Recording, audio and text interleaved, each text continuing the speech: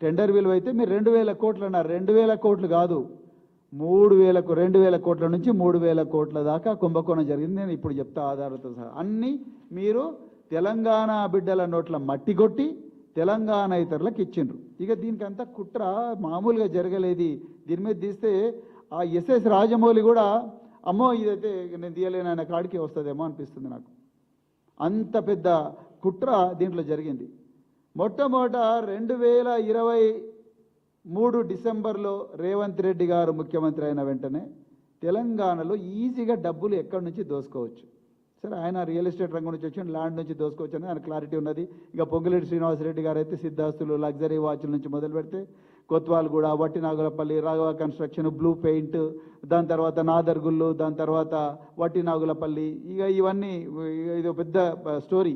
So వీళ్ళందరికీ సిద్ధహస్తులు. కానీ అసలు ఇంత కష్టం ఎందుకు పడాలి, ఇంతకన్నా ఈజీ ఏదన్నా ఉందా చూడుండ్రి అని అంటే పేద పిల్లలు 6 లక్షలు, 7 లక్షలు, 8 లక్షలు, 9 లక్షలు కాదు.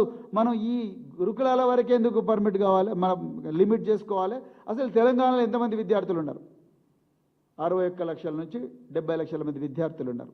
ఆ 60 లక్షల 71 లక్షల విద్యార్థుల్లో ప్రభుత్వ పాఠశాలలో, ప్రభుత్వ విద్యాలయాలు ఎంతమంది చదువుతున్నారు? ఓకే, 35 లక్షల మంది చదువుతున్నారు.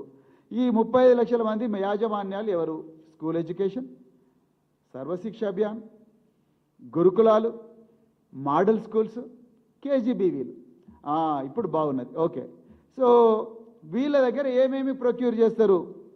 ప్లేట్లు, గ్లాసు, కటోరా, బెంచీలు, యూనిఫాము, దాని తర్వాత ఐడి కార్డులు, బెల్ట్లు, పిల్లలకిచ్చే నోట్బుక్లు, పిల్లలకిచ్చే పెన్నులు, పిల్లలకిచ్చే బూట్లు, పిల్లలకిచ్చే సాక్సు, ఇవన్నీ కూడా చేస్తారు.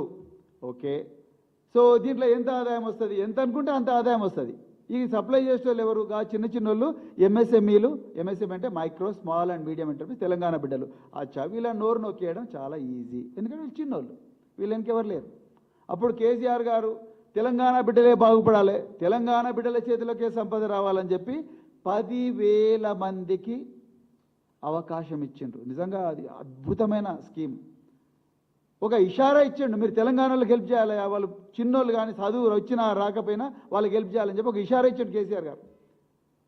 ఎట్లా చేసినామంటే ఒక్కొక్క స్కూల్లో కూరగాయల టెండర్ ఒకరికి ఇచ్చినాం, మటన్ టెండర్కి ఒకరికి ఇచ్చినాం, చికెన్ టెండర్ ఇంకొకరికి ఇచ్చినాం.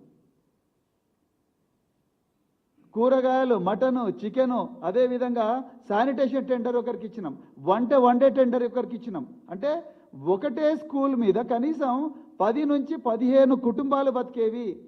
కూరగాయలు సప్లై చేసి ఒకరు బతికేటోళ్ళు, మటన్ చికెన్ చేసి ఒకరు బతికేటోళ్ళు, అదేవిధంగా శానిటేషన్కి ఇంకొకరు బతికేటోళ్ళు. ఇట్లా ఆ విలేజ్లో అంతో కొంత వ్యాపార స్కిల్స్ ఉన్నవాళ్ళు, నిరుద్యోగులు, వీళ్ళందరూ కూడా చిన్న చిన్న సొసైటీస్గా, ఫార్మ్స్గా రిజిస్టర్ చేసుకొని, అంతవరకు వీళ్ళకి ఫామ్ అంటే తెలియదు. వాళ్ళకి తెలిసిందంతా కూడా బాంఛన్ కాల్మోక్తానన్న మాత్రమే తెలుసు. డిగ్రీలు పాస్ అవుతారు, ఏం చేయాలనో తెలియదు. ఇక బాంఛన్ కాల్మోక్తాని చెప్పులు అరిగేలా తిరగడం మాత్రమే తెలుసు. అలాంటి వాళ్ళందరికీ ఆత్మగౌరవంతో బతకాలని చెప్పేసి కేసీఆర్ గారు అద్భుతమైన స్కీమ్ అది. డిస్ట్రిక్ట్ పర్చేజ్ కమిటీ దగ్గరనే పెట్టి వీళ్ళందరికీ ఇవ్వాలయ్యా అని మా అందరితోని కలెక్టర్లకు లెటర్లు రాయించి, ఈ పిల్లలకు వీళ్ళందరికీ కూడా ఈ పేద వర్గాల నుంచి వచ్చిన వీళ్ళ కాంట్రాక్ట్ తయారు చేయాలని చెప్పి 10,000 మందికి కాంట్రాక్టర్లుగా తయారు చేసే అద్భుతమైన అవకాశం ఇచ్చిండ్రు. వాళ్ళు ఒక్కొక్కరు నెలకు 10,000 సంపాదించుకునే వాళ్ళు, నెలకు 20,000 సంపాదించుకునే వాళ్ళు, సంవత్సరానికి కనీసం అంటే 1,00,000 నుంచి 2 లక్షలు సంపాదించుకునే వాళ్ళు. పప్పు అమ్మేవాళ్ళు కొంతమంది ఉండేవాళ్ళు, అదేవిధంగా ప్రొవిజన్స్ అంటే కిరాణా సరుకులు అమ్మేవాళ్ళు, పాలు అమ్ముకునే వాళ్ళు, రాగి మాల్ట్, ఇవన్నీ చేసేవాళ్ళు. ఓకే, ఇప్పుడు స్టోరీ మారిపోయింది. సో 2023లో రేవంత్ రెడ్డి గారు కొలువు తీరిండ్రు.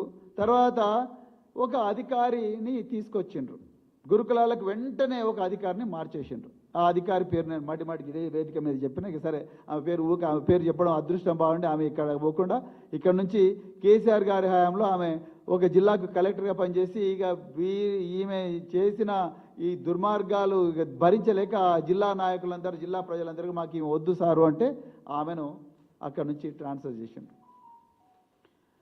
ఆమెను రేవంత్ రెడ్డి గారు గురుకులాల సెక్రటరీగా తీసుకొచ్చిండ్రు.